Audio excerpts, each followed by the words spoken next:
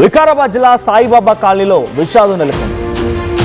చదివి ఉద్యోగం సాధించి మంచిగా ఆ ఉద్యోగంలో నిలదొక్కుని ముందుకు వెళ్తున్న క్రమంలో అనుకోని ఒక సంఘటన కారణంగా ఆ అమ్మాయికి ఏమనిపించిందో ఏం జరిగింది తెలియదు, కానీ ఒక మహిళా కానిస్టేబుల్ బలమరణానికి పాల్పడింది. తన ఇంట్లోనే ఈ విషాదం నెలకొంది. సాయిబాబా కాలనీలో తన ఇంట్లోనే, ఇక్కడ ఫోటోలో కనిపించినటువంటి దివ్య అనేటువంటి ఆ కానిస్టేబుల్ తన ఇంట్లోనే బలమరణానికి పాల్పడింది. అయితే కోట్పల్లి పోలీస్ స్టేషన్లో కానిస్టేబుల్గా పనిచేస్తోంది. తరూర్ సిఐ కార్యాలయానికి అటాచ్గా ఉంది దివ్య. తన చావుకు ఎవరు కారణం కాదంటూ దివ్య ఒక లెటర్ కూడా రాసుకొచ్చింది. తండ్రి లేకపోవడంతోనే ఇన్ని కష్టాలంటూ కూడా ఆ లేఖలో పొందుపరిచింది. ఒకసారి తన లేఖలో ఏం రాసుకొచ్చింది చెప్పే ప్రయత్నం చేస్తాను. సో, ప్రియమైన అమ్మ మరియు నా కుటుంబ సభ్యులు, నన్ను క్షమించండి. నేను ఇటువంటి నిర్ణయం తీసుకున్నందుకు నా మరణానికి ఎవరు కారణం కాదు.